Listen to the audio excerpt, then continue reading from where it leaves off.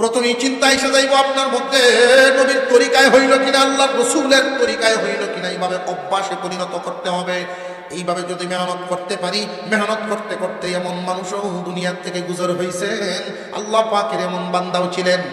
হাজী ইমদাদুল্লাহ মুহাজিরে মক্কি জিজ্ঞাসা করেছেন, রে রশিদ আহমদ গঙ্গোহী রহমতুল্লাহি আলাইহিকে জিজ্ঞাসা, যেই বিষয়টা আপনার আকলের সাথে মিলতেছে না, বুঝবেন আপনার বুঝ আসতেছে না, আপনি বুঝতে অযোগ্য, আপনার বুঝের কমতি, কোরআনের রায় সঠিক, রসুলের বাণী সঠিক, আপনার বুঝার ভুল আছে, এই জন্য হয়তো পুরোপুরি মাথার সাথে বুঝের সাথে মিলতেছে না। নিজের সিলিন্ডার করতে। একজন শিক্ষক ক্লাসে জিজ্ঞাসা করলেন, সায়েন্সের মেডিকেল বিভাগে, বলতো মানুষের ঘুম কোথায় থাকে? সকলেই একসাথে উত্তর দিলেন, চোখে। ঘুম কই থাকে? মানুষ কি দিয়ে ঘুমায়? সাধারণত চোখ দিয়ে, এটাই তো বোঝায়। কিন্তু কুরআনুল কারীম বলে না, মানুষ ঘুমায় কানে, চোখে না। কোরআন বলে ঘুমায় কি দিয়ে? কানে। অনেক মানুষ দেখবেন ছায়েরও পুরা ঘুমা আছে না, নাই? তাহায় অথচ ঘুমাও।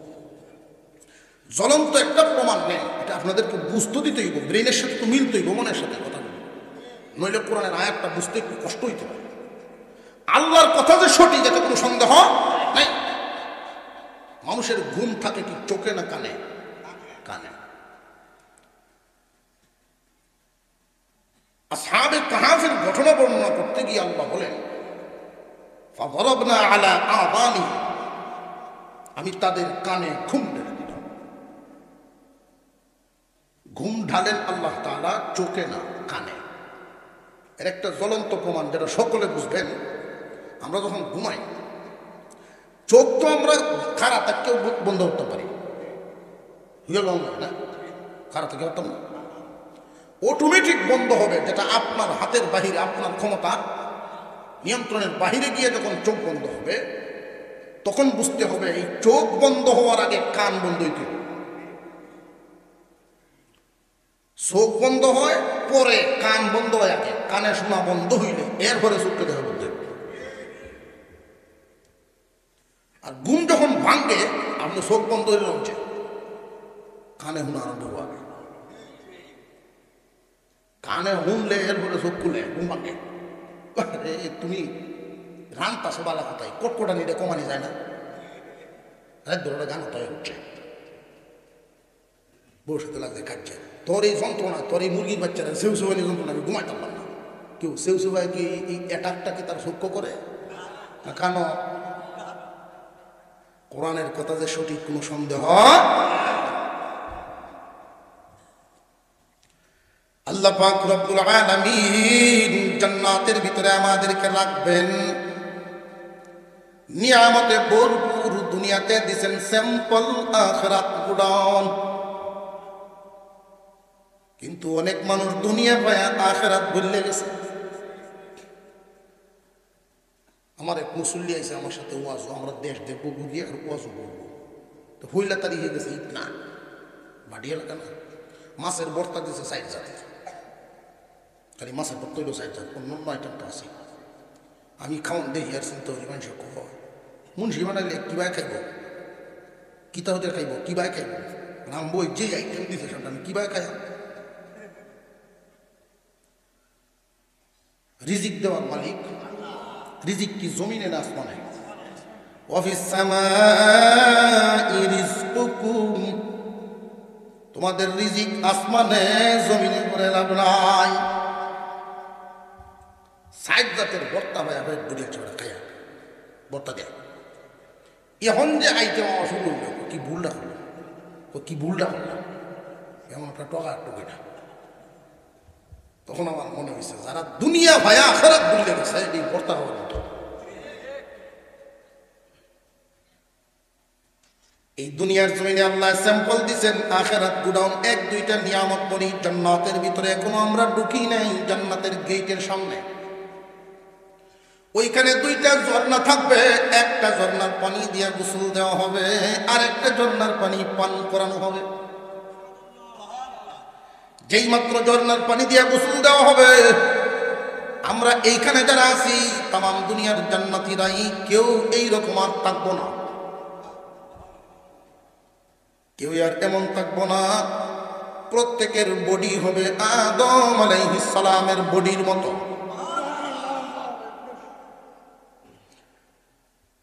আল্লাহর রাসূল জান্নাতের নিয়ামতের বর্ণনা করেন, জান্নাতের যে বড়ইগুলো হবে দুনিয়ার পাল্লা দিয়া মাপলে 12 মণ ওজন।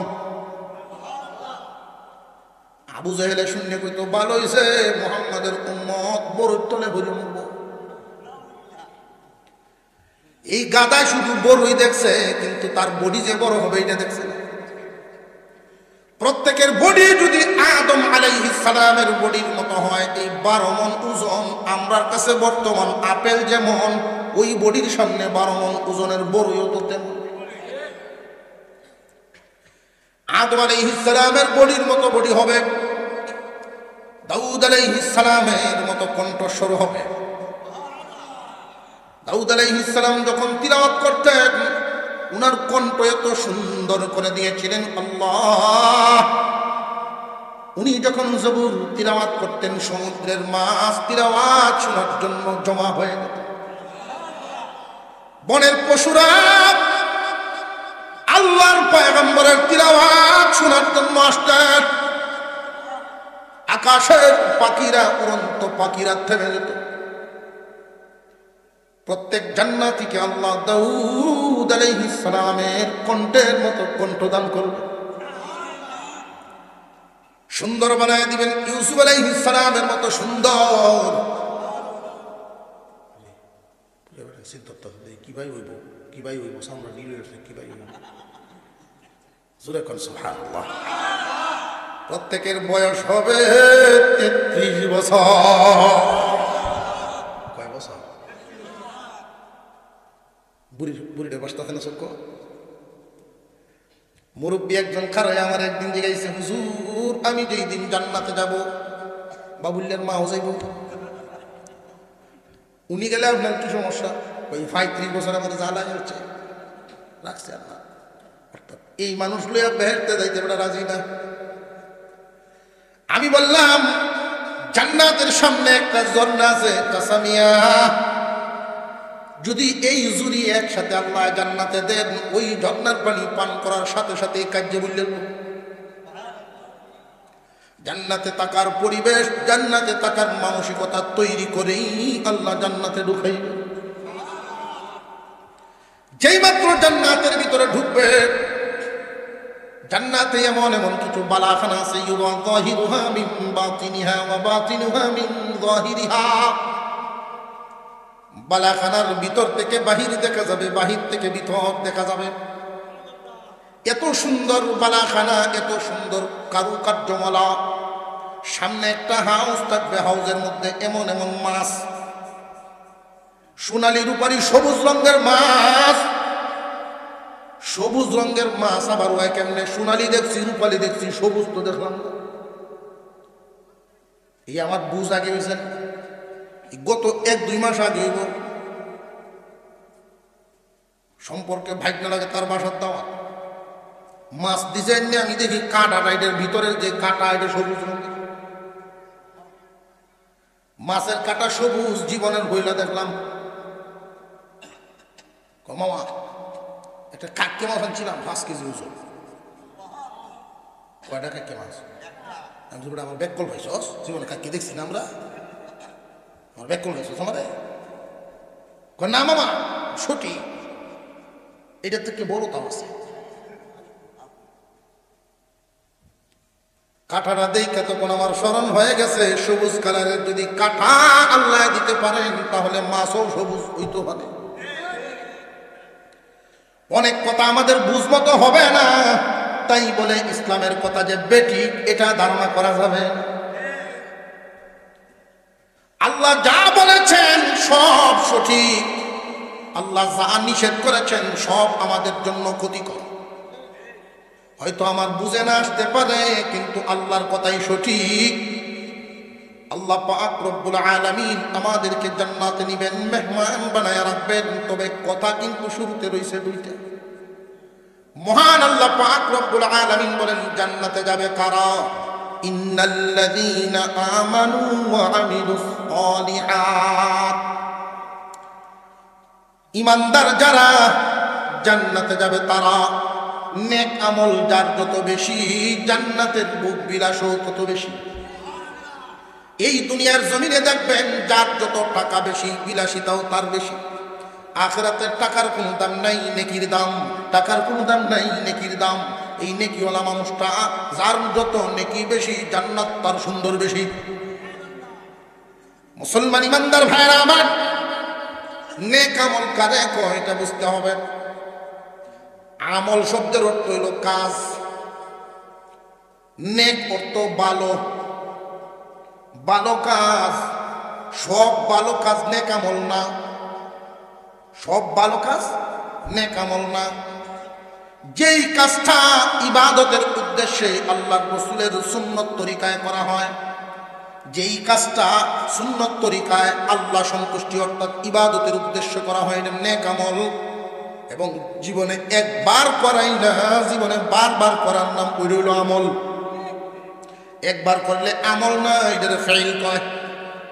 একবার করলে ফেইল, বারবার যেটা হয় এটার নাম আমল।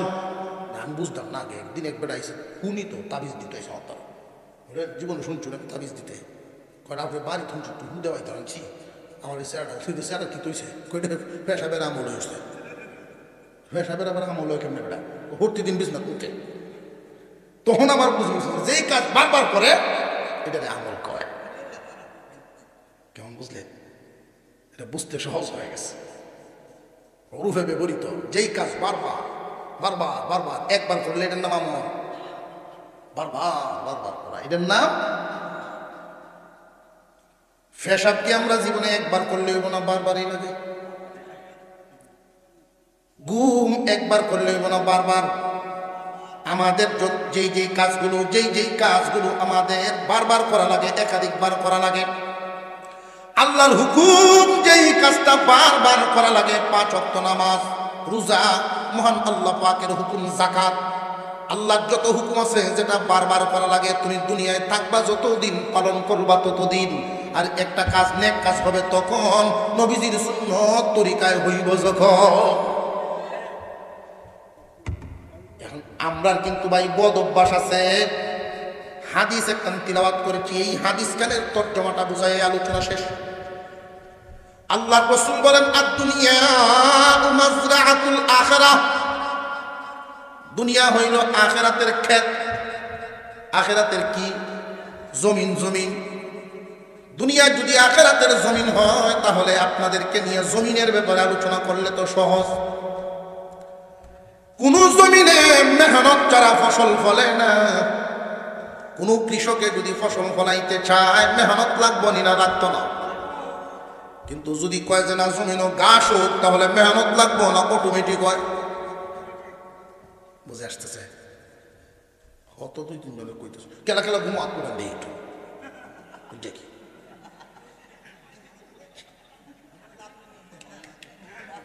আত্মালি দেবেন না, আত্মালি দেবেন না। আমরা বুঝছি যে উনি যদিও এনু বোয়া লেপটা বাসটাছে চক্ষু জানালার হাত তুলছে, মনোযোগটা কমে গেছে। এই মনোযোগ ফিরানোর জন্যই আমার এই কথাটা বলা। জোরে বলি মারহাবা, আরো জোরে মারহাবা। কয়েক মিনিট চলতো। আমাদের সুস্বভাব এবং কুস্বভাব, আমাদের এই বডিটা আল্লাহ বানাইছেন আগুন পানি মাটি বাতাস। আগুন পানি মাটি বাতাস কয়টা? কোনটার খাসলত কিন্তু বালা না। আগুনের খাসলত ক্ষতি করা, আগুন কোনো উপকার দিতে পারে না, তার স্বভাব হইল ক্ষতি করা।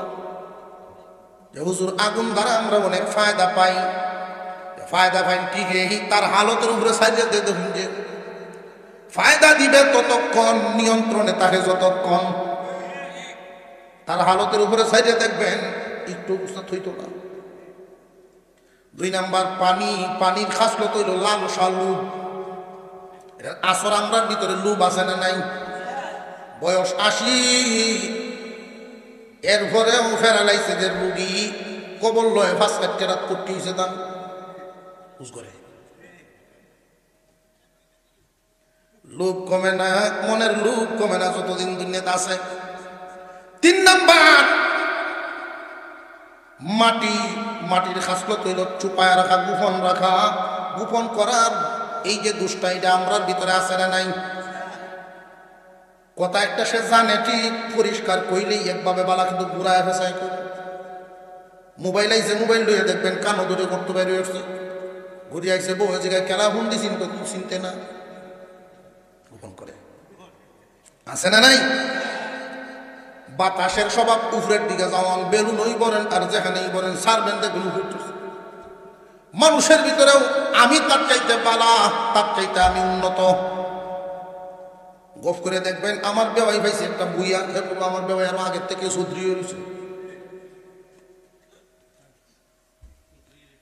মানুষের ভিতরে যেই 4 বস্তু দিয়া মানুষ বানাইছেন, কোনটার খাসলত ভালো না।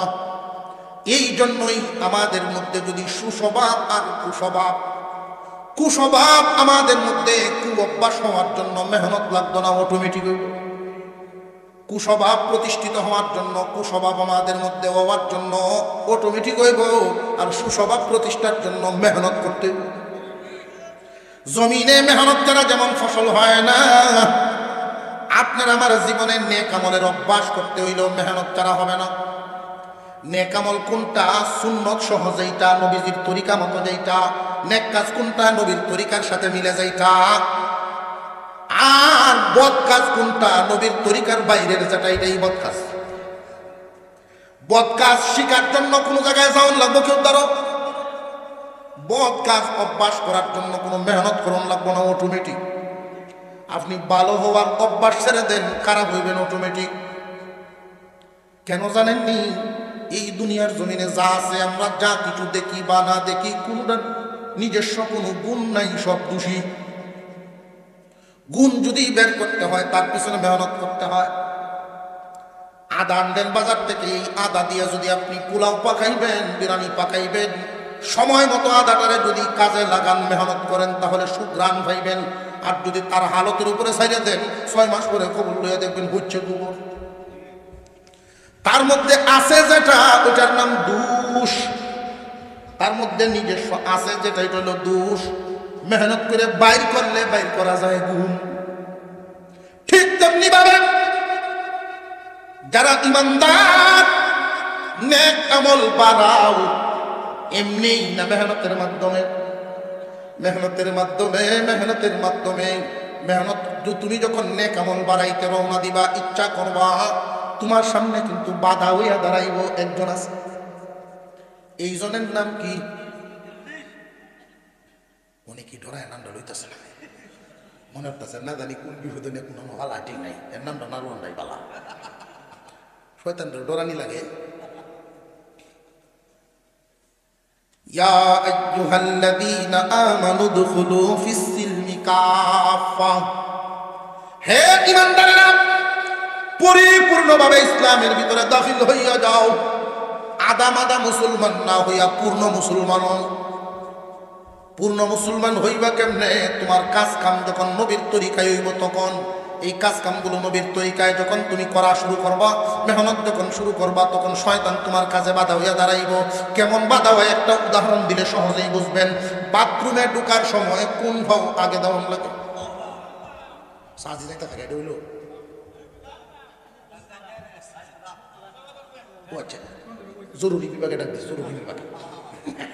জরুরি বিভাগে ডাক দিচ্ছে। ইনশাল্লাহ আমি দোয়া খাই, ইনশাল্লাহ দোয়া খাইতাম না তো, আর কয়েক মিনিটের ভিতরে দোয়া হয়ে যাবো। জরুরত সেরে প্রত্যেকে আয়া আখির মোনাজাত সেরে তারপর আমি রওনা দিতাম। ভাই একটা উদাহরণ দিলে সহজে বুঝে। পরিপূর্ণভাবে যে ইসলামে ঢোকার জন্য আল্লাহ বললেন, আদা মুসলমান আমরা, পুরাপুরি মুসলমান না। পরিপূর্ণ মুসলমান হবে একজন মানুষ তখন নবীর তরিকায় জীবনটা সাজাইব। যখন সাজানো শুরু করতে গেলে শয়তানের দুকা, কেমন দুকা? উদাহরণ বলছিলাম, বাথরুমে যাওয়ার সময় কোন পাও? এই মাসালা কিন্তু অনেক মুসলমানই জানে। বাম্পা দিয়া যে দুহন লাগে এই কথাটা অনেকেই জানে, কিন্তু পালন করার বেলায় শয়তানের দুকায় পড়ে। কেমন দুকায় পড়ে? কারণ এই সময় কোন ভাও দিয়া ঢুকছে মন হই নাই, যখন গিয়া রেডি হইতেছে এই সময় মন হইছে আমি তো ডাইন ভাও দিয়ে আইছি। আচ্ছা আরেকবার ঠিক করাম নেই, এই যে আরেকবার ঠিক করবো নেই, ওইটাই শয়তানের দুকা। যদি এই সময় আপনি মেহনত শুরু করে দেন, না ডান পা দিয়া ঢুকছি আমি বের হয়ে যাব, নতুন করে ঢুকবো বাম পা দিয়া, এটা মেহনত। খানা খাওয়াত বৈশা গেছেন, দস্তরখান ছাড়া সামনে খানা দিয়া দিছে, আপনি যদি স্টপ করেন যে না খানা শুরু হবে না যতক্ষণ দস্তরখান আসে না। দস্তরখান বিছাইয়া খানা খাওয়া নবীর সুন্নত, এই কথা জানে না কয়জন? মুসলমানরা সবাই জানে, বেশিরভাগ মানুষই জানে দস্তরখান বিছাইয়া খানা খাওয়া। কিন্তু এখন তো দস্তরখান সারা খানা খাইতেছি আমরা। ক্ষুধা নিবারণ হবে কিন্তু নেক কাজ হবে না। ওইটা নেক আমল হবে তখন, সুন্নত তরিকায় খানা খাওয়া হবে যখন, এই খানার দ্বারা মনের তৃপ্তিও পাইবেন তখন। প্রত্যেকটা কাজে এই নবীর তরিকা আছে না নাই? শুধু একটা কথা বলি, আলোচনা শেষ। মুরব্বী একজন মানুষের একটা কথা শোনায় ফেলি। 75 থেকে 80 হবে তার বয়সটা, মুরব্বী মানুষ। আমার তখন 15 বছর। মাদ্রাসায় পড়ি, তাবলীগে গেলাম। আমি মসজিদের বারান্দায় আল্লাহর এই বান্দা বাথরুমে যাইতেছেন, আমি দেখছি মুরব্বী মানুষ, এক হাতে বদনার এক হাতে ডিলা। মসজিদের সামনে পুকুর, পুকুরের কোনায় হলো বাথরুম। আমি তাকায় দেখছি উনি বাথরুমে যাইতেছেন, কিন্তু আশ্চর্য ব্যাপার, বাথরুমে ঢুকে আবার বেরিয়ে গেলেন। অর্থাৎ ডান পা দিয়ে ঢুকে পড়ছিলেন, ভুলায় দিছে কে? কিন্তু এখন আমি তো আমার এই কাজটারে নেক কাজ বানাইতে হবে। নবীর তরিকায় যদি করতে হয় পিছায়া আসতে হবে, আইসা বাম পা দিয়ে ঢুকতে হবে। আমি আশ্চর্য হলাম, কোন জায়গায় মুরব্বী মানুষ ডিলা বদনার নিচে তুই কানে ধরে 10 বার উঠছে। উনি যখন ঘুরে আইছেন, আমি জিগাইলাম, দাদা আপনি এই কাম করতে গেলেন কেন? কই ভাইরে, কবরের উপরে কারা জীবন তো শেষ হয়েই গেল, এখনো তো কুস্বভাব গুলো সুস্বভাবে বদলিল না, কুঅভ্যাস গুলো এখনো বদলাইতে পারলাম না। এমনি বদলিবে না। যেমন দুনিয়া মাজরাতুল আখিরা, নবীজির হাদিস, এই দুনিয়া আখিরাতের ক্ষেত স্বরূপ। খেতে যেমন ফসল এমনি ফলে না, মেহনত লাগে। মানুষের কুস্বভাব এমনি বদলিবে না, মেহনত করলে সুস্বভাব ফলবে। আর একদিনে সব হবে না। আপনারা যেহেতু আলেম না, কোন আলেমের সাথে যখন সাক্ষাৎ হবে, প্রথমে দিলের ভিতরে এই কথাটা ঢুকাইতেই হবে যে আমার আখিরাতের ধনী হওয়া লাগবে, আখিরাতের ধনী হওয়া লাগবে। আমি একজন ইমানদার, বিশ্বাস করি আখিরাত আছে, সুতরাং আখিরাতে আমি মিসকিন থাকবো না, আমি যেন ধনী হইতে পারি। আখিরাতের ধনী ওই ব্যক্তি নেকি কামাইলো বেশি, যেই ব্যক্তি নেকি যদি কামানো লাগে খানা, তখন এই নেকিওয়ালা খানা হইব, নবীর তরিকা মতো যখন হইব। প্রত্যেকটা কাজ আল্লাহর পয়গম্বরের সুন্নত তরিকার সাথে যখন মিলবে, এটা আপনার জিন্দিগিটাই ইবাদতি জিন্দিগি, বন্দিগিতে পরিণত হয়ে যাবে। একদিনে পারবেন না, আলেমদেরকে জিজ্ঞাসা করবেন, ও আলেম হুজুর আমারে শিখায় দেন, আমার নবী কেমনে খাইতেন আমারে দেখায় দেন। যখন আপনি শিখে ফেলবেন, কয়েকদিন যত্ন সহকারে এটারে যত্ন করতে হইব। যত্ন সহকারে যখন খানা খাইবেন, তখন অভ্যাসে পরিণত হয়ে যাইব। আপনারা খানা দেওয়ার আগেই চিন্তা করবেন, ঘরে ঢুকবার আগে আইরে এই ঘরে যে আইছি দস্তরখান আছে কিনা। প্রথমেই চিন্তা এসে যাইব আপনার মধ্যে, নবীর তরিকায় হইল কিনা, আল্লাহর রাসূলের তরিকায় হইল কিনা। এইভাবে অভ্যাসে পরিণত করতে হবে। এইভাবে যদি মেহনত করতে পারি, মেহনত করতে করতে এমন মানুষও দুনিয়ার থেকে গুজর হয়েছেন। আল্লাহ পাকের এমন বান্দাও ছিলেন। হাজী ইমদাদুল্লাহ মুহাজির মক্কি জিজ্ঞাসা করেছেন, রে রশিদ আহমদ গঙ্গোহী রহমাতুল্লাহি আলাইহিকে জিজ্ঞাসা,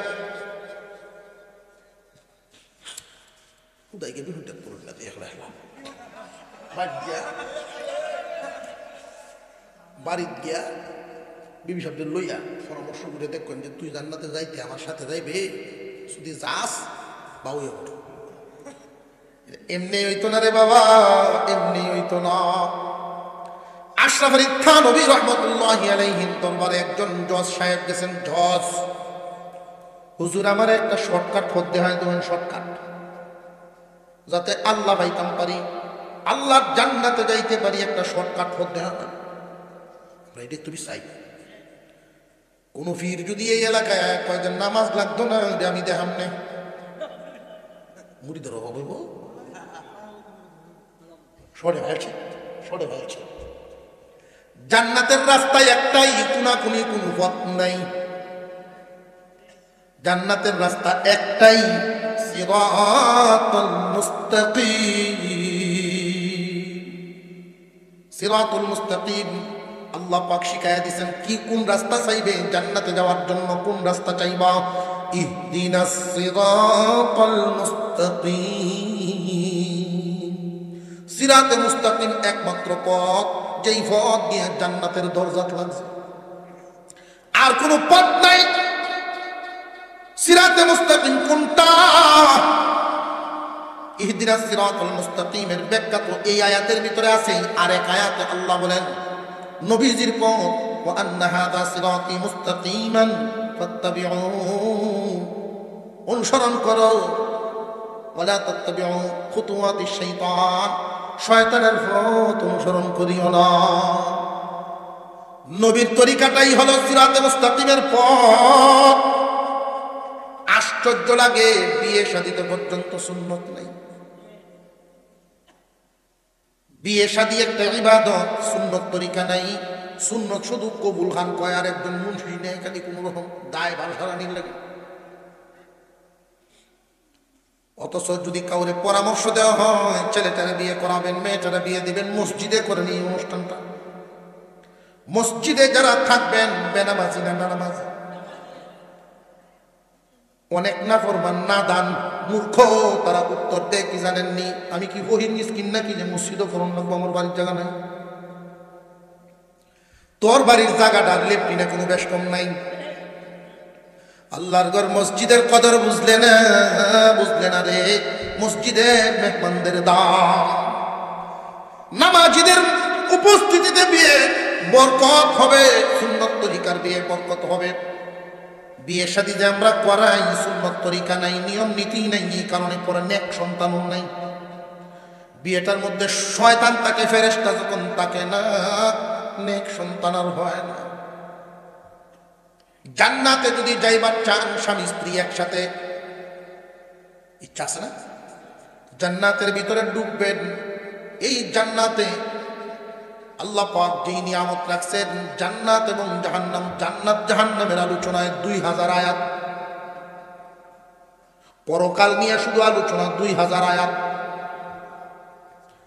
আল্লাহর রাসূল সাল্লাল্লাহু আলাইহি ওয়াসাল্লাম এক কথায় বুঝাইয়া দিলেন, জান্নাত এমন একটা ঠিকানা,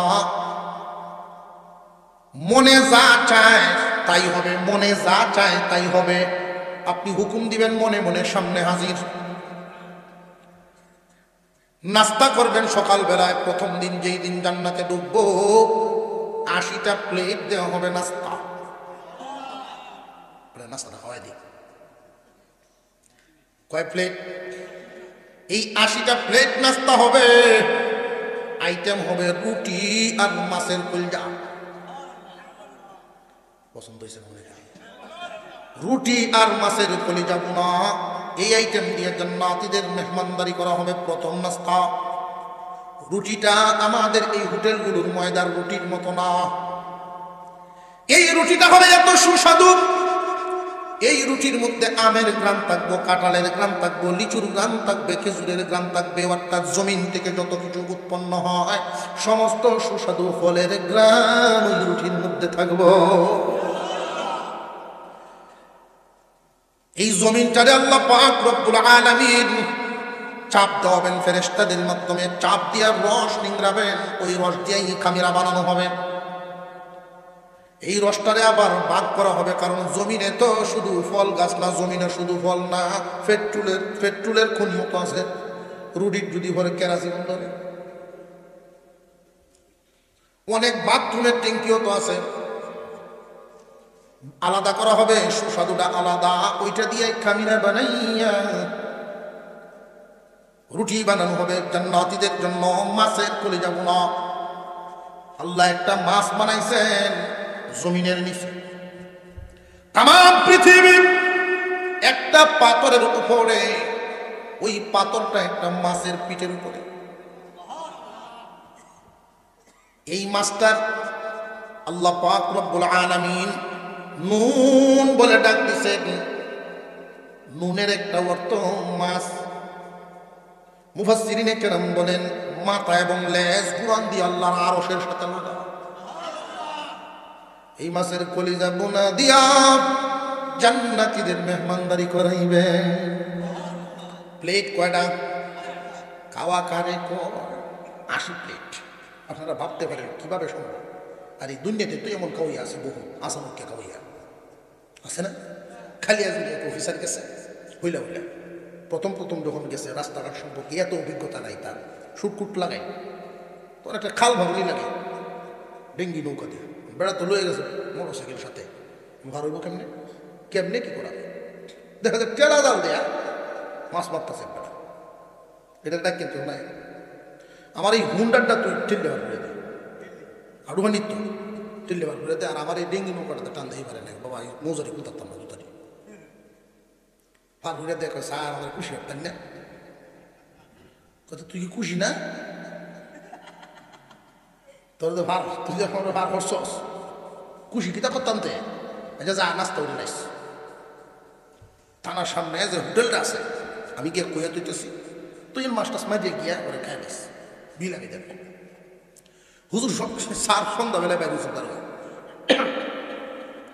বাইরে যে আমার যে রূপটার কথা বলছিলাম ছেলেটা খাইয়া গেছে। হ্যাঁ স্যার 825 টাকা বিল হয়েছে না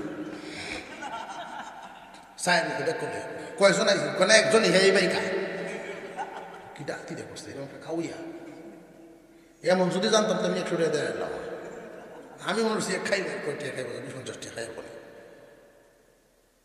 80টা প্লেট খানার কথা শুনিয়া মহিলা মা বোনরা মনে মনে ভাবতে পারে হুজুর যেই কামানি শুরু হচ্ছে তাল দেওয়া বুঝি আমরা আর দূর হইল না।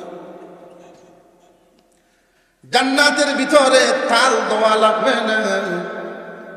যেই প্লেটটা দিয়া খাবার খাওয়াইবেন, যেই গ্লাসটা দিয়া পানি পান করাইবেন ওইটাও খাবার আইটেম।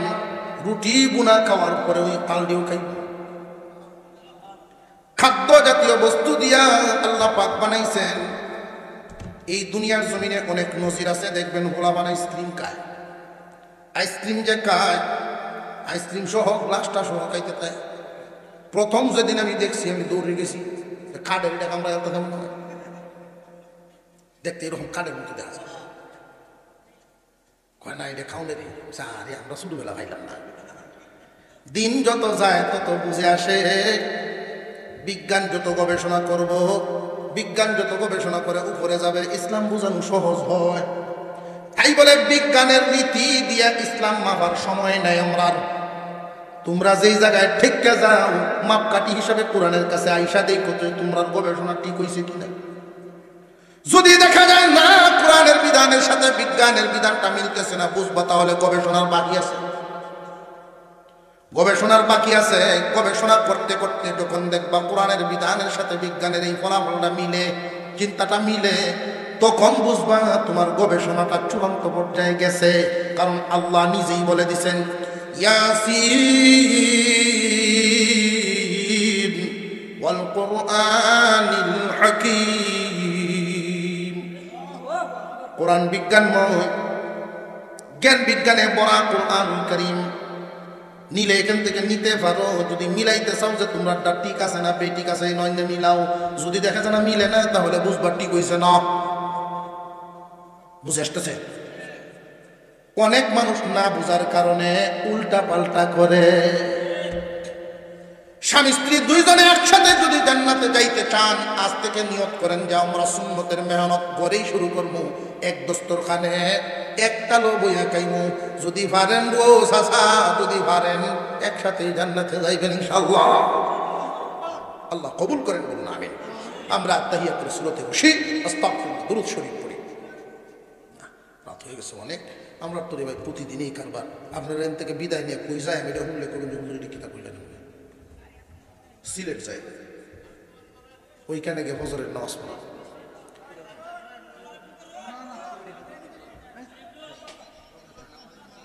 শোনেন, ফজরের তো মসজিদে খেলা গেলা দেয় দেখি, ঠিক আছে না সাথে নামাজ পড়তে হবে। আচ্ছা, এই যে আটটি তুলছো, আমার তোমার থাকতাম না, তাই আমি দেখতাম খেলা গেলা আসাই যায় না। আল্লাহ, আপনারা একজন আর একজনকে দেখবেন, একজন আর একজনকে দেখবেন যে এই যে আট তুললো আসলে কি ফজরে হাজির হয় কি না। আল্লাহ সকলকে নামাজ হিসেবে কবুল করো। কি আছে না আছে জান্নাতকে দেখতাম ইনশাল্লাহ, আমরা সকলেই জান্নাতে নিয়ে বলুন আমি। আল্লাহ যেন আমাদেরকে জান্নাতবাসী বানান। সারা জীবন আমরা ওয়াজ শুনি ঠিক, বাড়ি নেই না। বিবি সাহেব যদি জিগায় কি তার ওয়াজ হতো, যা শিখে গেছেন তা শোনানো, এটাই তো দায়িত্ব। আমরা কি করি, আধা কেজি একটা ডাইলের হুটলা, ডাইলের বড়া হুটলা বাড়ি দিই, এটা নিয়ে আনছি তোর লেখা, ডাইলের বড়া দেয় না। এখান থেকে লয়ে যাইবেন, হুজুর বলছেন যে আমরা জিন্দিগি, আমাদের যে অবস্থা, এটা হলো কুস্বভাবে ভর্তি, কুকাম, যেটা নবীর সুন্নত তরিকায় হয় না, এটাই গলত, এটাই কুস্বভাব। কুস্বভাবে, কু অভ্যাসে পরিণত হয়ে গেছে আমাদের কাজ কাম, চলাফেরা, উঠা বসা, ঘুম, গোসল। এগুলোকে সুস্বভাবে যদি পরিণত করার লাগে, মেহনত করার লোক মেহনত। আর তুই যদি আমার একটু সহযোগিতা করস রে, তাহলে সহজ। কেমনে? যে আমি ভুল ধরলাম তোরে, তুই ভুল ধরবি আমারে, তুই স্মরণ করাই দিবি আমারে, আমি স্মরণ করাই দেব তোরে, কিলাই দিলে কেউ না দেবেন মোহব্বতের সাথে তুই আমার স্মরণ করাই দিবি যেটা ভুল হইতেছে। তখন শয়তান ভাবতে বাধ্য হবে। আল্লাহ যেন আমাদেরকে এই আমলগুলো করার তৌফিক দেন। একটা একটা করে আলেমদের কাছে শিখবেন, আমলে পরিণত করবেন। হুজুর দোয়া করেন। আস্তাগফিরুল্লাহ রাব্বি মিন কুল্লি যামবিন ওয়া আতুবু ইলাইহি লা হাওলা ওয়া লা কুওয়াতা ইল্লা বিল্লাহিল আলিয়্যিল আযীম। আস্তাগফিরুল্লাহ ইন্নাল্লাহা গফুরুর রহিম। মনের গভীর থেকে যেন দোয়াটা হয়। প্রত্যেকেই চোখ বন্ধ করে নিজের গুনাহগুলোর কথা স্মরণ করে। মসজিদের মাইকে এলান শুনি, কোন দিন কার নাম ঘোষণা হয় ঠিক নাই। গুনার কথা স্মরণ করেন, মা বাবার কথা স্মরণ করেন, মুর্দেগানের কথা স্মরণ করেন। আস্তাগফিরুল্লাহ ইন্নাল্লাহা গফুরুর রহিম।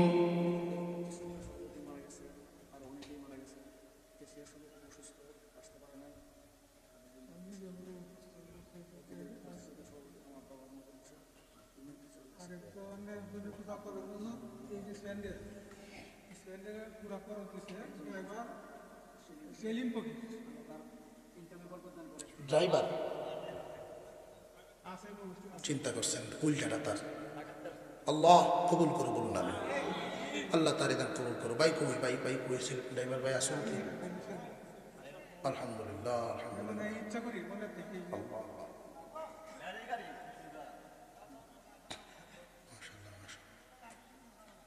এই যে মানুষগুলো দোয়া পাইতেছেন আপনি, আলহামদুলিল্লাহ আলহামদুলিল্লাহ, আল্লাহ কবুল করেন। এই চেহারা আরো দেখছি, আরো দেখা হয়েছে, আল্লাহ কবুল করো তার দান বলুন আমিন। হালাল রুজি রোজগার, হালাল রুজি রোজগারে আল্লাহ এমন ভাবে বরকত দেন যে এইভাবে সে দানের হাত বাড়িয়েছে, আল্লাহ যেন রহমতের হাত বাড়ায় দেন।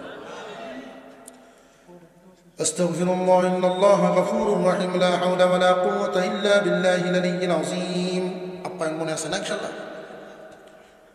اللهم صل على سيدنا مولانا محمد وعلى آله وأصحابه وسلم. الحمد لله الحمد لله رب العالمين، والصلاة والسلام على رسوله الكريم وعلى آله وأصحابه أجمعين. ربنا ظلمنا أنفسنا وإن لم تغفر لنا وترحمنا لنكونن من الخاسرين. ربنا آتنا في الدنيا حسنة وفي الآخرة حسنة وقنا عذاب النار يا رب العالمين. يا الله, গভীর রজনীতে নজরুলের রহমতের সময় আল্লাহ তোমার শাহী দরবারে আমরা একদল গুনাহগার নাফরমান, তোমার নিয়ামত খাই কিন্তু তোমার হুকুম পুরোপুরি পালন করি না প্রভু গো। তবে তুমি যে আছো আল্লাহ, বিশ্বাসে কোনো মুক্তি নেই। আল্লাহ তুমি আমরার মালিক, আল্লাহ তুমি সব কিছু বানাইছো, তুমি আমরারে খাওয়াও, তুমি আমরারে সুস্থ রাখছো, তুমি আমরারে চলাও, তুমি ছাড়া আমরার কোনো গতি নেই। শয়তানের ধোঁকায় পড়ে, নফসের ধোঁকায় পড়ে কত গুনাহ করে ফেলছি। আল্লাহ মেহেরবানি করে জিন্দেগির গুনাহগুলো মাফ করিয়ে দাও। মসজিদের মাইকে যখন এলান শুনি কলিজাটা কেঁপে ওঠে, জানি না কোন দিন আমার নাম ঘোষণা হয়ে যায়। এলাকার মানুষ বলা বলি করতে থাকবে, দেখলাম কালকে না ভালো মানুষ আজকে কেমনে মারা গেল। বন্ধু বান্ধব আত্মীয় স্বজন বিভিন্ন দিক থেকে বাড়িতে আইসা জমা হবে। আদরের বাচ্চাগুলো আব্বা আব্বা বলে কাঁদতে থাকবে। যেই বাচ্চাগুলো একটা ডানে একটা বামে বুকের সাথে মিশে ঘুমাইতো, এই বাচ্চা বিবি বাচ্চা রেখে চিরদিনের জন্য বিদায় হতে হবে। লাশটা বালিশ ছাড়া খাটের উপর পড়ে থাকবে। কেউ যাবে কাপড় আনার জন্য, কেউ যাবে কবর খোলার জন্য, কেউ যাবে বাঁশ টোয়ানোর জন্য, চির বিদায় দেওয়ার জন্য আত্মীয় স্বজনের এই আয়োজন। মসজিদের পালকিতে উঠাইয়া আত্মীয় স্বজনরা মিলিয়া যখন কবরে নিয়ে যাবে, দুইজন মানুষ শুধু সাথে নামবো। এই যে সাদা কাপড়ে মুড়াইয়া, সাদা কাপড় দিয়ে পেছাইয়া, এত শখের বডি, এত পছন্দের অঙ্গ প্রত্যঙ্গ, এই বডিটা যখন কবরে রাখা হবে, কাটকি দিয়ে যখন দাফন করে ফেলা হবে, জীবনে আর কোনদিন উঠে আসা হবে না। রব্বুল আলামিন আমাদেরকে তুমি মাফ করে দাও। এই কবর হয়তো কারোর জন্য জান্নাত, আর না হয় কারোর জন্য জাহান্নামের গর্ত। আল্লাহ তুমি আমাদের কবরটারে নুরানি বানায় দিও, কবরটারে শান্তিময় বানায় দিও। ও প্রভু আপনারে মাফ করে দাও। মরতে হবে কোনো সন্দেহ নাই, কবরের জগৎ কোনো সন্দেহ নাই। আল্লাহ তুমি আমরারে মরণ আসানের সাথে দিও, কবর জগতে শান্তি দিও। হাসরের মাঠে যখন উঠাইবা তোমার আরো ছায়া তলে একটু জায়গা দিয়ে দিও। আল্লাহ আমাদের আমল নামার হিসাব নিকাশ একটু আসান করে দিও। আল্লাহুম্মা হাসিবনি হিসাবান ইয়াসীরা, আল্লাহুম্মা হাসিবনি হিসাবান ইয়াসীরা। আল্লাহ তুমি আমাদের হিসাবগুলো আসান করে দিও গো মাওলা, কঠিন করো না। আল্লাহ আমাদের অনেকেরই মা নাই, বাবা নাই, মা বাবার কবরগুলোরে তুমি জান্নাতের টুকরা বানাও। আপন আপন কত মুর্দেগান কবরবাসী হয়ে গেছেন, তারারে মাফ করে দাও। আয় আল্লাহ মসজিদের প্রতিষ্ঠাতা যিনি ছিলেন মকবুল হোসেন সাহেব, ওনার সুযোগ্য সন্তান আলেম চোখের পানি ঝরায় দোয়া চাইতেছে। মা বাবার চেহারা যখন চোখের সামনে ভেসে উঠে, আমরা মানুষ করার জন্য কত স্বপ্ন, কত কষ্ট করেছে। আমরা মানুষ করার জন্য বাবা যদি 1000 দিতেন, মায় লুকায় লুকায় 200 দিয়ে দিত। বাবা কষ্ট করিস না, মন দিয়ে পড়িস। আমরা মানুষ করার জন্য কত কষ্ট করতেন বাবা। এই মা বাবার কবরগুলোরে জান্নাতের টুকরা বানাও। আয় আল্লাহ আত্মীয় স্বজনের মধ্যে যারা কবরবাসী তারারে মাফ করিয়ে দাও। আয় আল্লাহ এখানে যারা বসছি আল্লাহ সবার উপরে রহম নাজিল করো। আসমানি জমিনি বলা মুসিবত থেকে হেফাজতের সাথে রাখো। দুনিয়াতে যতদিন বাঁচায় রাখবা তোমার সন্তুষ্টির সাথে চলার তৌফিক দিও। দুনিয়া থেকে যেই দিন বিদায় দাও, কালিমা পড়ায়া পড়ায়া আল্লাহ নেককারের মরণ, ইমানদারের মরণ। আল্লাহ তুমি আমাদেরকে সম্মানের সাথে দুনিয়া থেকে উঠায় নিও মাওলা।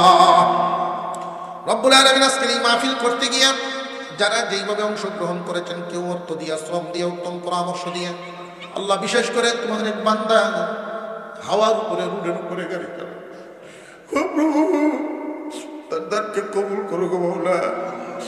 আল্লাহ তার উদ্দেশ্যরে কবুল করো মাওলাই কারীম। আমাদের প্রত্যেকের নেক আশাগুলো পূরণ করো আল্লাহ। তার দানের হাত যেমনি বাড়াইছে তুমি রহমতের হাত বাড়ায় দিও আল্লাহ। কামাই রুজিতে বরকত দিও, বালা মুসিবত থেকে বাঁচায়া রাখো। পরিবার পরিজনের উপরে রহম নাজিল করো। আমাদের প্রত্যেকের সন্তানদেরকে মানুষের মতো মানুষ বানায় দিও আল্লাহ। সুবহান রাব্বিকা রাব্বিল ইজ্জাতি আম্মা ইয়াসিফুন। আয় আল্লাহ বেমারি আছেন, অসুস্থ আছেন মাওলা আল্লাহ, আমরা এখানে যারা অসুস্থ, তুমি সুস্থতা দান করো। ইয়া শাফিয়াল আমরাদ ইশফি মারদানা শিফাআন কামিলা, ইয়া হাল্লাল মুশকিলাত ওয়াহলুল মুশকিলাতিনা ফিদ দুনিয়া ওয়াল আখিরা, ইয়া সাত্তারুল উয়ুব উস্তুর উয়ুবানা ফিদ দুনিয়া ওয়াল আখিরা, ইয়া রাব্বাল আলামিন। দুনিয়া এবং আখিরাতের কল্যাণ তুমি দান করো। রব্বানা আতিনা ফিদ দুনিয়া হাসানাতাও ওয়া ফিল আখিরাতি হাসানাও ওয়া কিনা আযাবান নার। সুবহানা রাব্বিকা রাব্বিল ইজ্জাতি আম্মা ইয়াসিফুন ওয়া সালামুন আলাল মুরসালিন ওয়ালহামদুলিল্লাহি রাব্বিল আলামিন। আমিন বিরহমাতিকা ইয়া আরহামার রাহিমিন।